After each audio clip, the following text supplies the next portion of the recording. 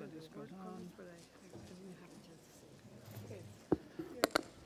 Thank you very much. Thank you very much. And thank you to Dr. Rodrigo Vázquez for the kind invitation. I'm very happy to be here with you. Unfortunately, I do not speak Spanish, even though I am Italian. Muchas gracias por esta presentación. Desafortunadamente no hablo español porque soy italiano. Claro, podría hacer la presentación en italiano, pero creo que esto no sería muy benéfico para ustedes.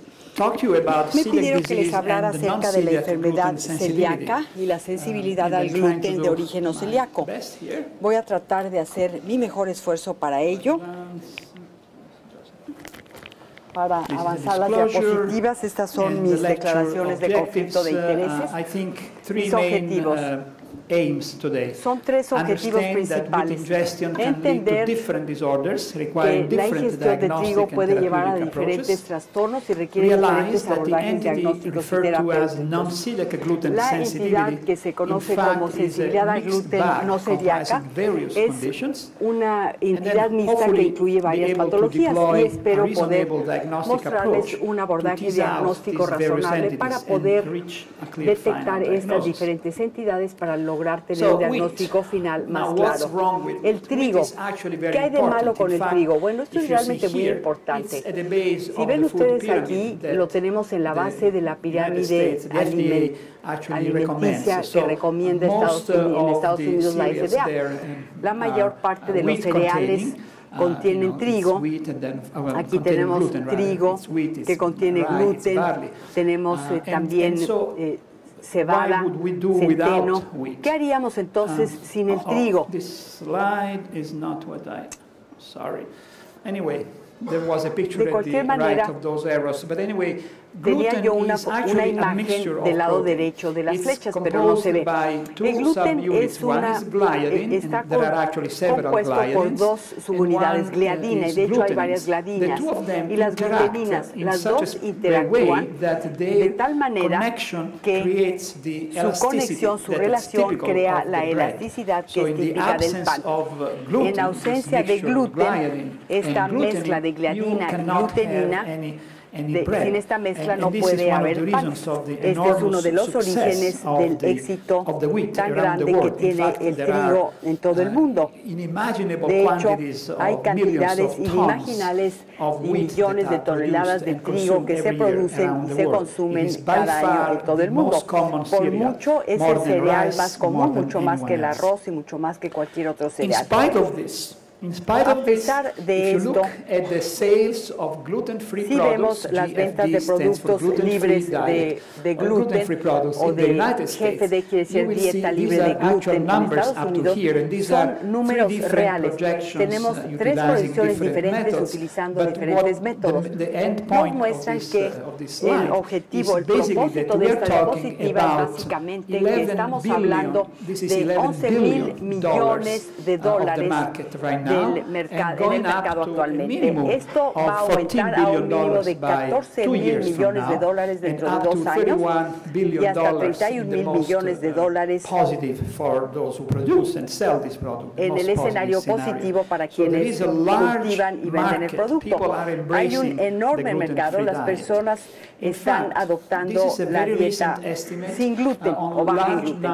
Esta es una estimación del gran número de personas que siguen una dieta libre de gluten en Estados Unidos. Podemos ver 3 periodos diferentes que van de 2009 a 2011 y el más reciente 2015 y 2016.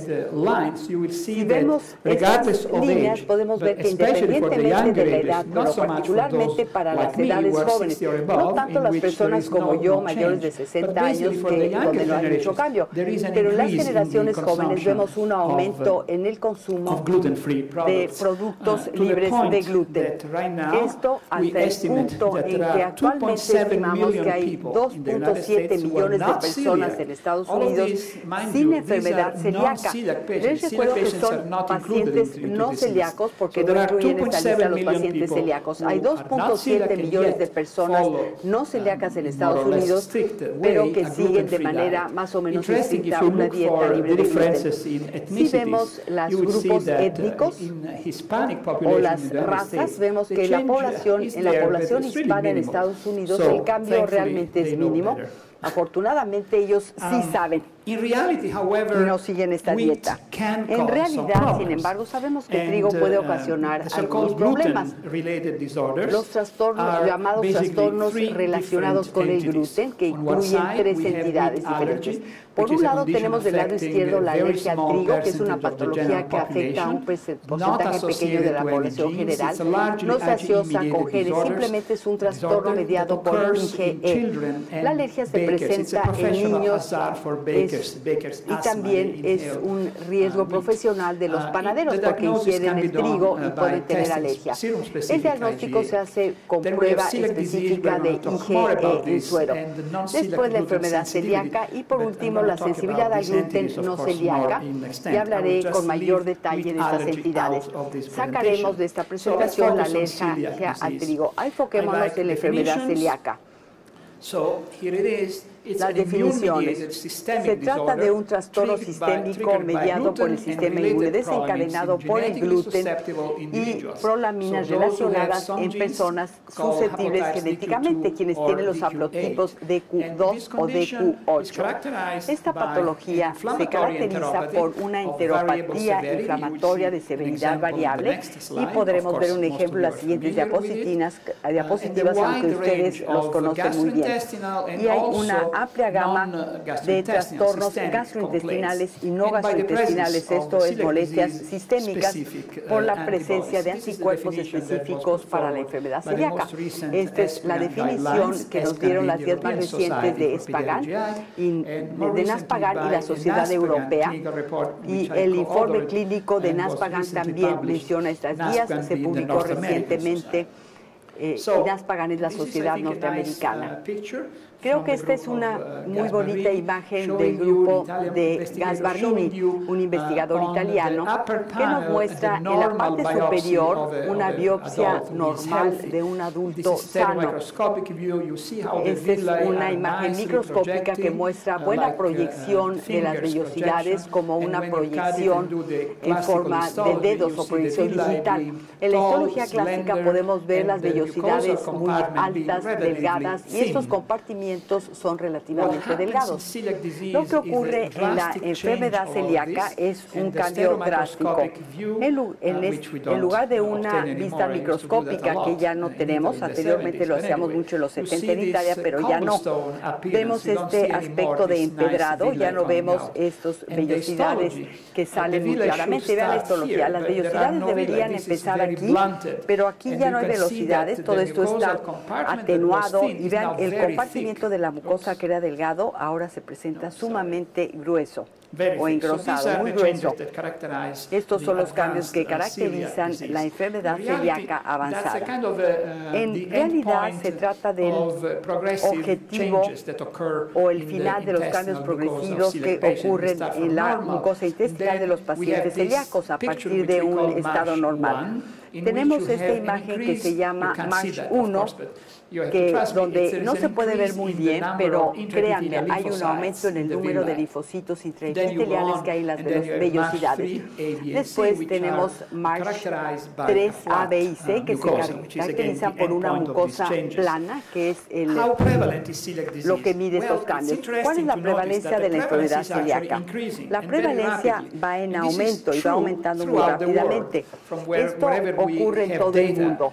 Y de todos los países de donde tenemos datos, vemos un aumento constante en la prevalencia de la enfermedad celíaca. Estos son datos del Reino Unido.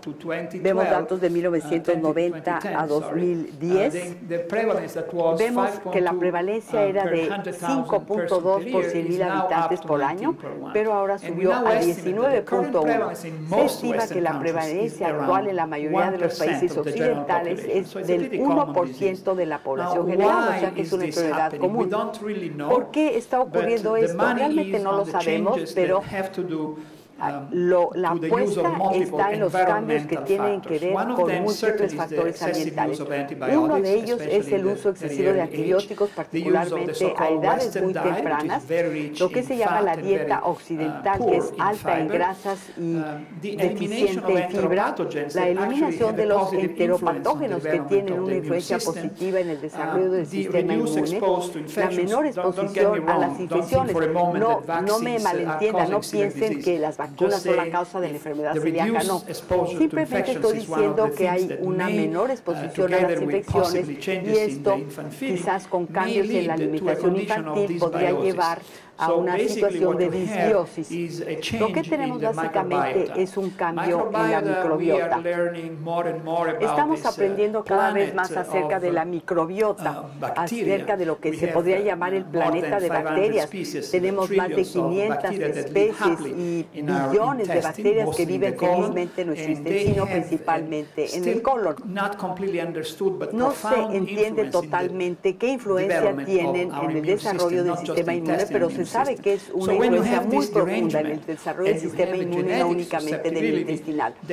Si tenemos una susceptibilidad genética y cambios en la microbiota o disbiosis, bueno, es la situación perfecta para que haya enfermedad celíaca o cambios en la autoinmunidad, por ejemplo, alergias alimentarias, aunque los mecanismos son diferentes. Me voy a saltar esta porque está demasiado detallada. Quiero enfocarme en las diferentes presentaciones clínicas de la enfermedad celíaca. Puede haber manifestaciones gastrointestinales con una biopsia que muestra atrofia vellosa, atrofia de las vellosidades con serología positiva, y se le sigue llamando enfermedad celíaca típica porque es la manera en que fue descrita por Samuel Dee en la era moderna a fines del siglo XIX. Después tenemos lo que entendemos más recientemente, esto es presencia de manifestaciones extraintestinales. La seguimos llamando atípica, pero sigue habiendo atrofia de las vellosidades en la biopsia y hay anticuerpos positivos. Después tenemos la enfermedad celíaca asintomática que llamamos silenciosa porque no hay síntomas, a pesar de que existe un cambio, existen cambios en la biopsia y sigue habiendo anticuerpos positivos. ¿Por qué estos pacientes no tienen síntomas y están asintomáticos a pesar de los cambios? Pues es algo que no nos queda totalmente claro. Finalmente tenemos la situación que llamamos enfermedad celíaca potencial, que es muy interesante.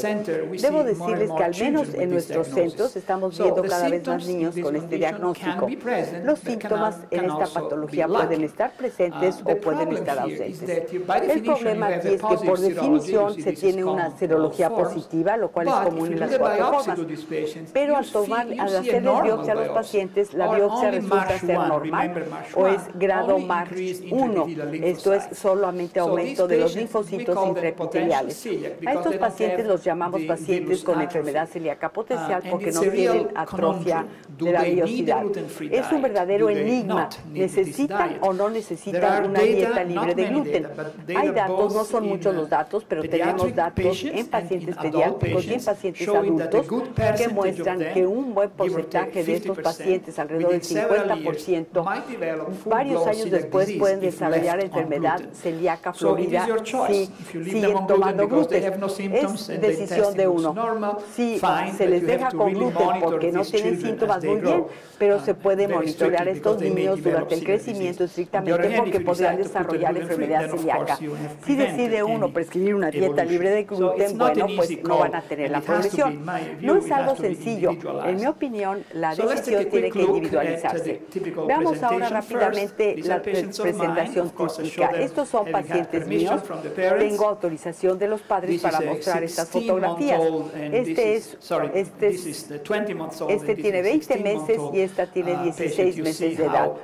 Vean ustedes la desnutrición, son pacientes tristes, simplemente se puede ver al verlos. Este es el tipo de presentación que veíamos en el pasado con mucha frecuencia y ahora es mucho menos común. Consta principalmente de diarrea, que puede ser crónica o intermitente. El vómito es un síntoma muy importante que a veces se pasa por alto. A veces los lactantes es el único síntoma que tienen. Hay desmedro o baja de peso, hay distensión abdominal, dolor, estreñimiento.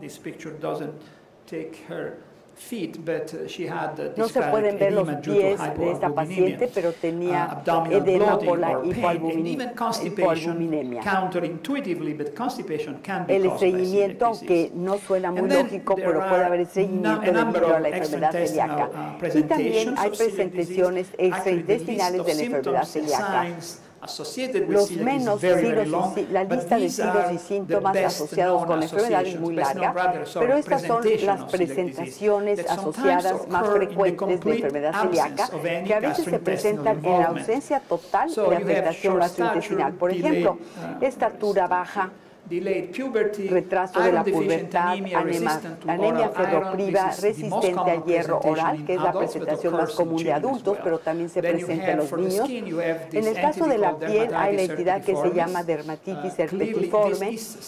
Claramente se trata de enfermedad celíaca de la piel. En la boca y los dientes hay aftas orales y también hipoplasia del esmalte dental. Estos son signos indicativos para el clínico cuidadoso de que hay enfermedad celíaca.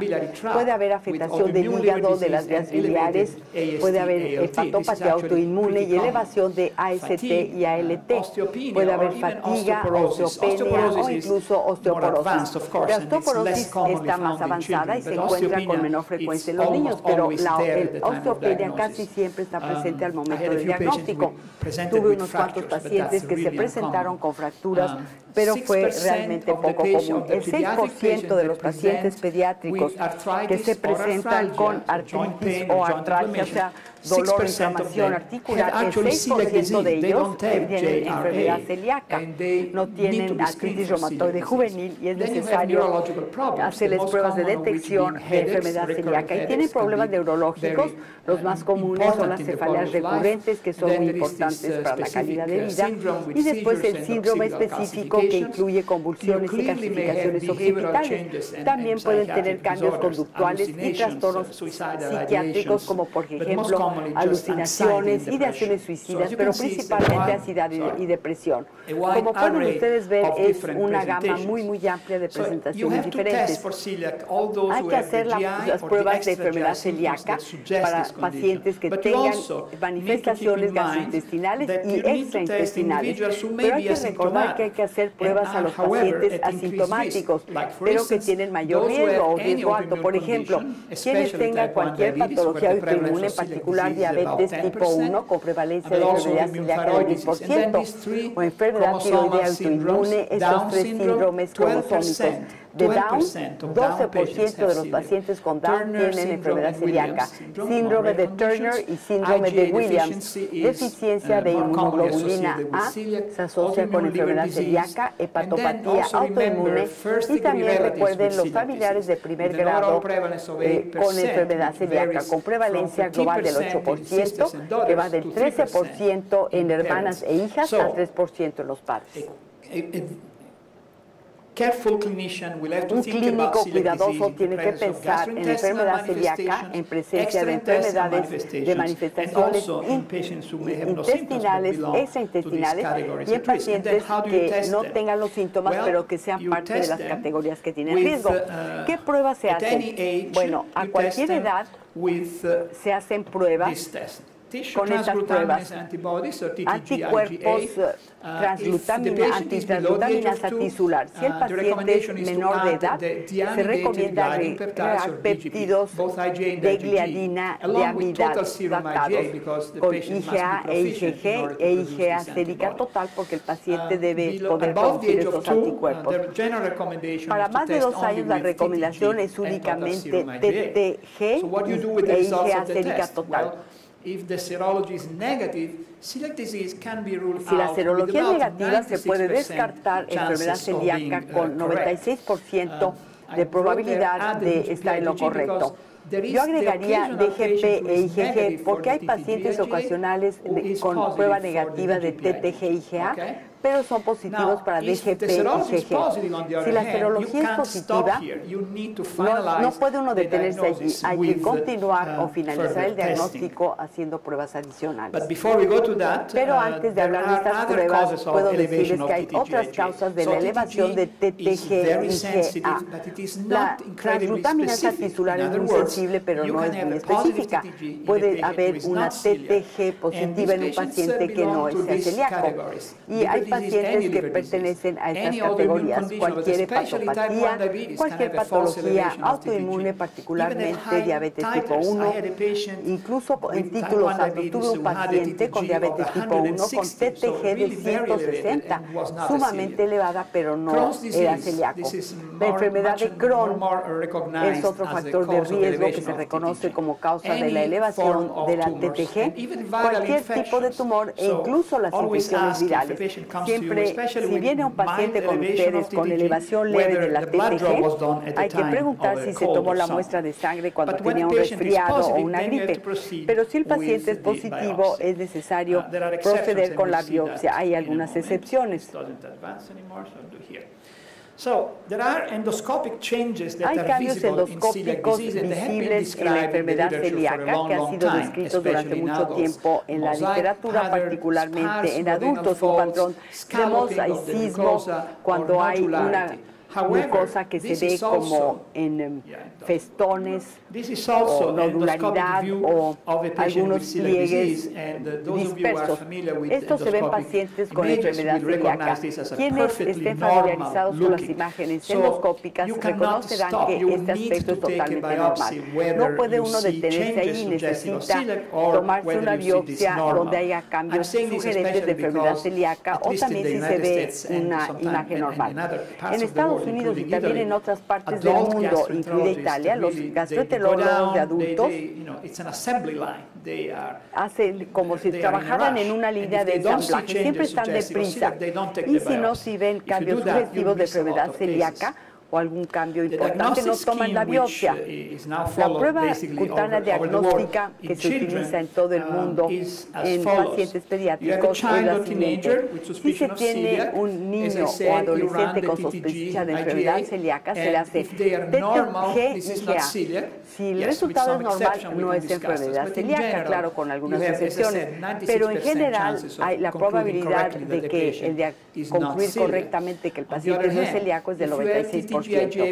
Por otro lado, si tienen elevación de TTG y GA menos de 10 veces el valor normal, bueno, cada laboratorio tiene su punto de corte. En Estados Unidos el título es de 20. Si el título es alto, pero no es de 200 o más, ahí es necesario hacer una serie esófago-gastroduodenal que va a mostrar la biopsia o se toma una biopsia y de acuerdo con los resultados de la biopsia se puede tomar una decisión si es celíaco potencial o celíaco. Claro que la ESPGHAN también dice, y esto lo han seguido los pediatras ampliamente, pero no mucho los gastroenterólogos de adultos, que si los títulos superiores a 10 veces o más de 200, entonces es necesario hacer pruebas de estos otros anticuerpos que son anticuerpos anti-endomicio, que son increíblemente específicos para la enfermedad celíaca. Les falta algo de sensibilidad, por lo tanto no se utilizan para tamizaje, pero son tan específicos que si la prueba es positiva para anticuerpos anti-endomicio, pueden estar seguros y ya no se necesita la endoscopía. Por otro lado, si los anticuerpos antiendomicios son negativos, entonces hay que tomar una biopsia porque la situación no está clara.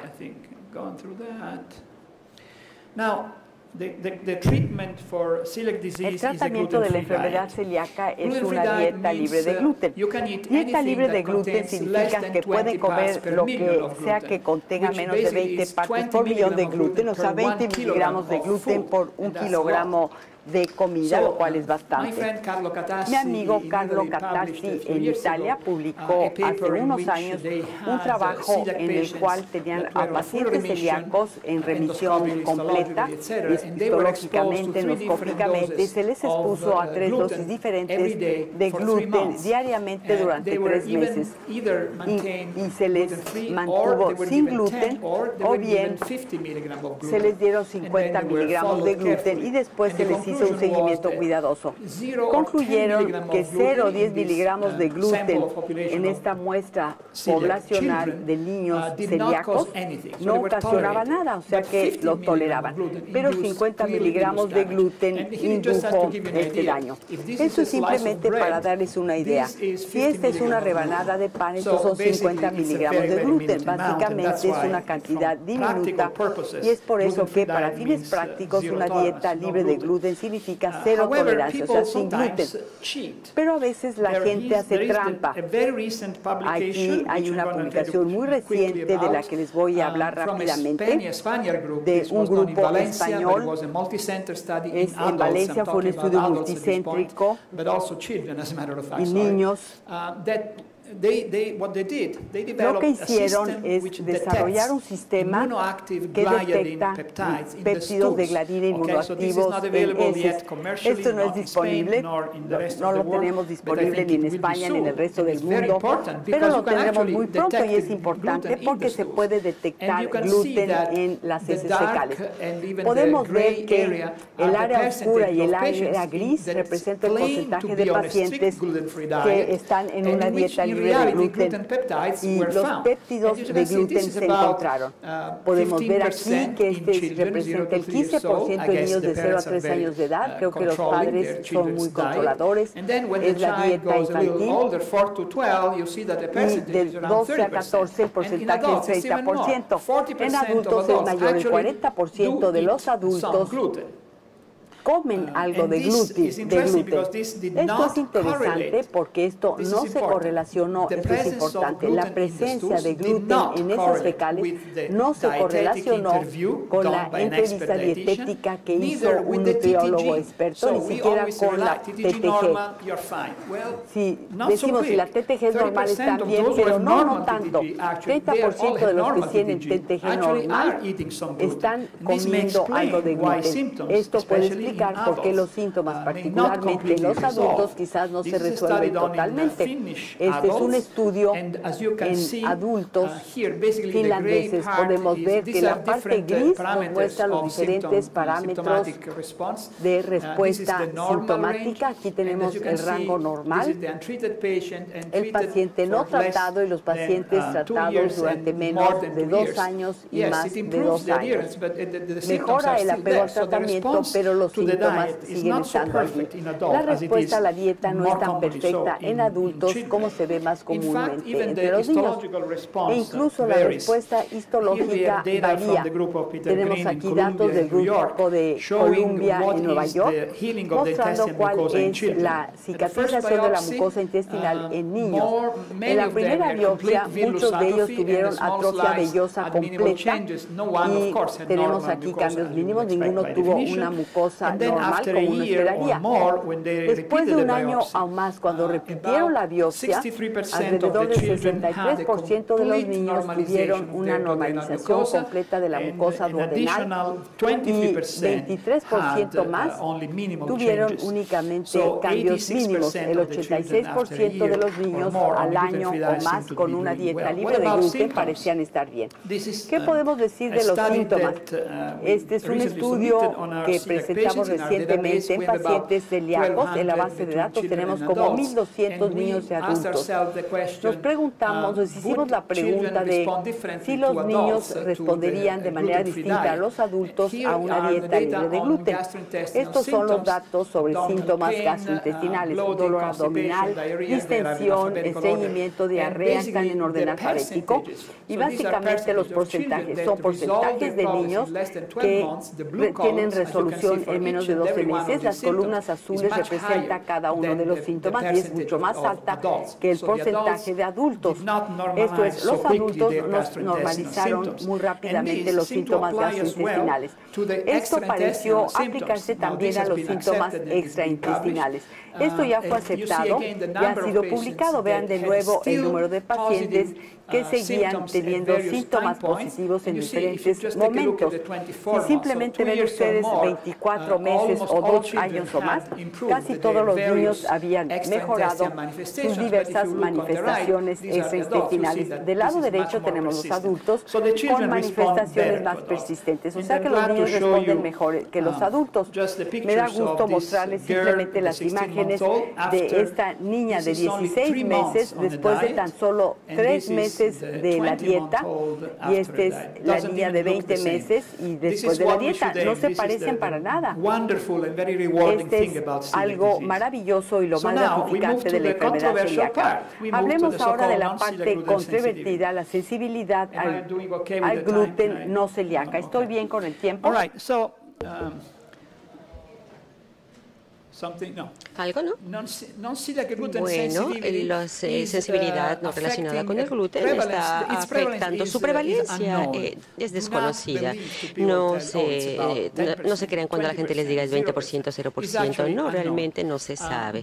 Y existen, hasta ahora no existen genes asociados a este padecimiento, a la enfermedad no celíaca. Tal vez hay una cuestión no relacionada con la inmunidad, pero no es claro. Mayormente sucede en adultos, y el problema es que nosotros actualmente, hasta hoy, no tenemos marcadores diagnósticos, así que a diferencia de la enfermedad celíaca, por la que podemos demostrar por evidencia de laboratorio este padecimiento que está ahí, no podemos hacer eso cuando hablamos de la sensibilidad al gluten no celíaca. Incluso la definición, esto viene del reporte de del NAFCAN que les decía que se publicó hace como un mes. Es un síndrome pobremente definido, caracterizado por una combinación variable de síntomas intestinales y extraintestinales, y esta es realmente esencialmente la misma de los pacientes celíacos, que ocurre después de la ingestión de alimentos que contienen gluten y que desaparece rápidamente cuando se retiran estos alimentos.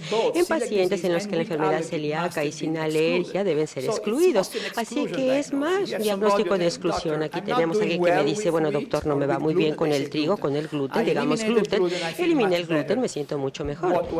¿Qué es lo que tengo? Y entonces ustedes tienen que hacer su esfuerzo para descartar la enfermedad celíaca. Si el paciente ya está tomando una dieta que no tiene gluten, no va a ser sencillo. Y entonces al final, si ustedes ven que el paciente no es celíaco, pueden decirle no sé qué tiene, pero si tiene sensibilidad al gluten, si sigue su sensibilidad al gluten, tienen que analizarlo. Aquí nosotros tenemos algunas preguntas abiertas acerca de esta enfermedad. La prevalencia, ¿son afectados los niños o no? ¿Cuál es la causa? ¿Cuál es la patofisiología? ¿Cuál es la historia natural de la enfermedad? ¿Cómo la diagnosticamos? ¿Cuál es el tratamiento?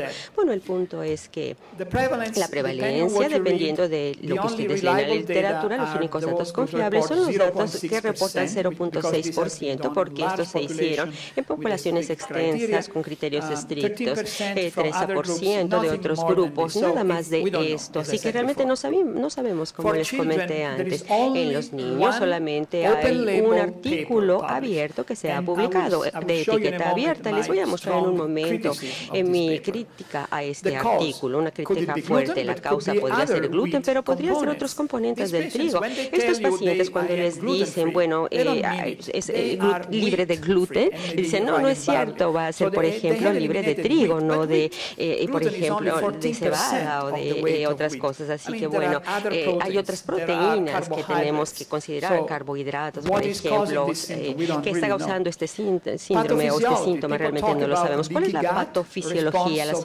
personas a veces hablan de un intestino con fugas o tal vez inmunidad adaptativa o innata, no lo sabemos. Como les dije, no hay marcadores disponibles y no sabemos si esto da lugar a complicaciones o no. Generalmente le decimos al paciente, bueno, esto no es celíaco, así que no se preocupe mucho, no tiene complicaciones.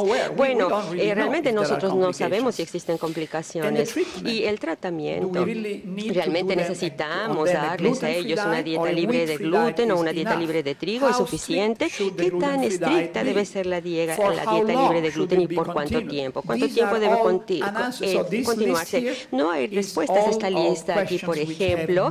Son preguntas que no tenemos respuesta todavía. Ahora voy a hablar un poco acerca del detalle de un estudio abierto publicado para niños. Aquí lo tenemos.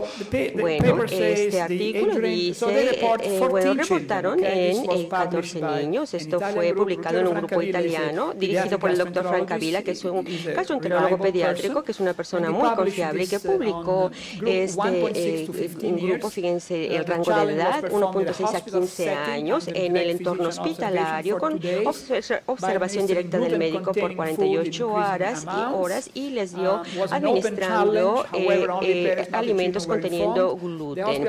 El desafío del hospital produjo a la aparición temprana de los síntomas después de la ingestión de gluten, etcétera. Pero ahora vayamos uno por uno. 1.6 a 15 años de edad, 1.6. Bueno, oigan, en un paciente de 18 años reportar síntomas, bueno, de 18 meses reportar síntomas.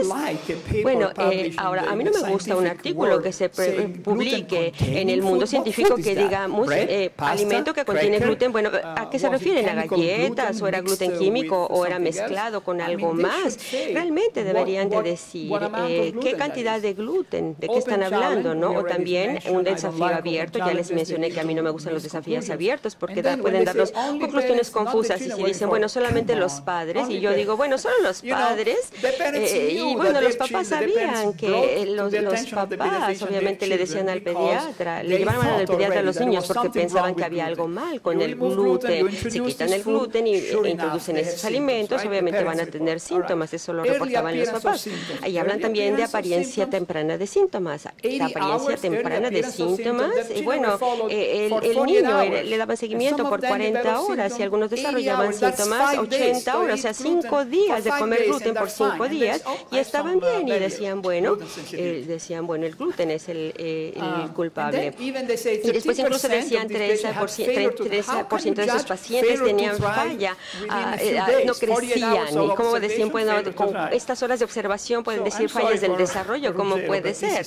Siento decir al doctor Ruggiero, pero este es un artículo que no sirve mucho. Este es realmente el único artículo publicado en niños realmente que habla de sensibilidad a los alimentos, al gluten.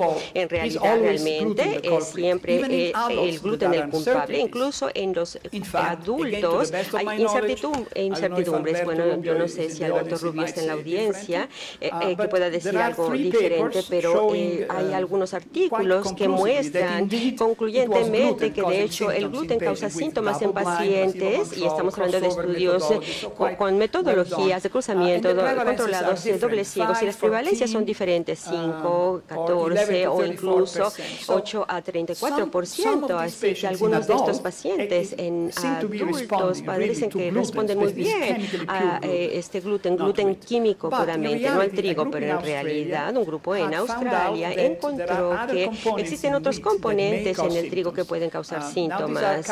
Ahora, estos son carbohidratos que se llaman FODMAP. Este es un acrónimo para olisacáridos, fructosa, etcétera, que son fermentables, y estos son alimentos que son carbohidratos que están contenidos en un número de alimentos como legumbres, etcétera, etcétera. Pero especialmente, no especialmente, sino también en cereales como el trigo. Y puede ser que eliminando el FODMAP puede ayudar. Y de hecho lo mostraron en un artículo de gastroenterología, y investigaron un número de pacientes adultos que se pensaba que eran sensibles al gluten, pero no celíacos, y les dieron una dieta libre de FODMAP durante el periodo de introducción. Así que este es un reporte que reporta los síntomas. Entre más alto, mayores los síntomas. Pueden ver que después de una semana, con el retiro de los alimentos con FODMAP, todos aumentaron estadísticamente de manera muy significativa. Todos, solo eliminando el FODMAP. Así que fueron asignados a diferentes grupos que se caracterizan por diferentes líneas de colores. La línea verde son los pacientes que recibieron básicamente un placebo, así que sin gluten. Y la línea morada son los pacientes que recibieron mucho gluten, 16 gramos por día. Y ustedes pueden ver que este es el general. Después tenemos cosas específicas como dolor, distensión, etcétera. Estos son realmente mayormente síntomas gastrointestinales, que son los días después de la ingestión. Así que los mantuvieron sin gluten, excepto que algunos recibieron gluten en diferentes cantidades y algunos sin gluten. Y lo que podemos ver aquí es que realmente les fue muy bien, no hubo diferencia. Por ejemplo, el grupo que recibió la cantidad más alta de gluten fue el grupo que le fue mejor, el grupo que le fue mejor. Así que básicamente mostraron claramente que cuando menos en un subgrupo de pacientes con síndrome de o síntomas como los del síndrome de intestino irritable, el gluten no tenía efecto, era el FODMAP lo que eliminaron de su dieta y para que se sintieran mejor estos pacientes. Por eso es que yo pienso que nosotros deberíamos darle otro nombre. Yo publiqué esto con Isabel Polanco, un investigador de pediatría en Madrid, y publicamos esto en JPEDS, porque en lugar de hablar de sensibilidad a gluten no celíaca, deberíamos llamar a este padecimiento síndrome de intolerante al trigo.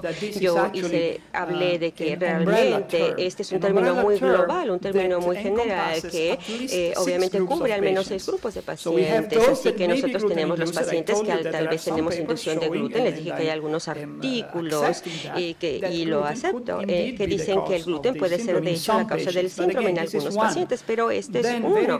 Después recientemente también en un congreso mundial muy importante, yo no estuve ahí, pero el grupo de Shepard, que es un investigador muy importante, mostró que ATI, otra proteína contenida en el trigo, puede estar causando esto. También podemos tener enfermedad celíaca muy temprano, o podemos tener también alergia al trigo que no es causada por IgE, o podemos tener sensibilidad a FODMAP, y tal vez el grupo más alto son los pacientes que responden a un efecto que se llama placebo nocebo. Y bueno, que dicen, bueno, me siento mejor con gluten o me siento terrible con gluten. Y cuando estudian esto, y si esto es cierto en un estudio doble ciego, no distinguen los periodos en los que reciben el gluten de los otros. Así que en conclusión, y la próxima lámina o diapositiva es la última, el de trigo y otros cereales son componentes importantes de una dieta sana en individuos saludables. La dieta libre de gluten, seguida por muchas indicaciones reales, aunque no sea la dieta sana regular, porque no tenemos que aceptar o abrazar este concepto de que la dieta libre de gluten es sana. No es que sea sana, es sana para los que la necesitan. De otra manera, no pierden peso, no se sienten mejor con una dieta libre de gluten. La enfermedad celíaca está aumentando a nivel mundial por razones que no se conocen claramente, probablemente relativa a disbiosis. Y la dieta libre de gluten estricta permite una recuperación completa, más efectivamente en enfermedad celíaca en niños que en adultos, mayormente debido a la poca adherencia. Y este término de sensibilidad al gluten no celíaca es un término general que describe pobremente estos trastornos en niños y que debe ser mejor definida. Mi última diapositiva es una foto de mi casa donde yo les quiero mostrar que diseñé enfrente tanto para Hillary Clinton y para por Tim Kaine, porque yo estaba votando por ellos, yo voté por ellos, y siento mucho y les pido perdón por el resultado final de las elecciones. Muchas gracias por su atención.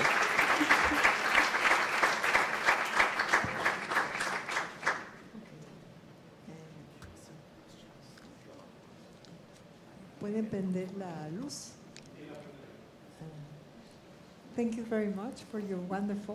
Muchas gracias por su maravillosa conferencia. Tiempo y abrimos Now we have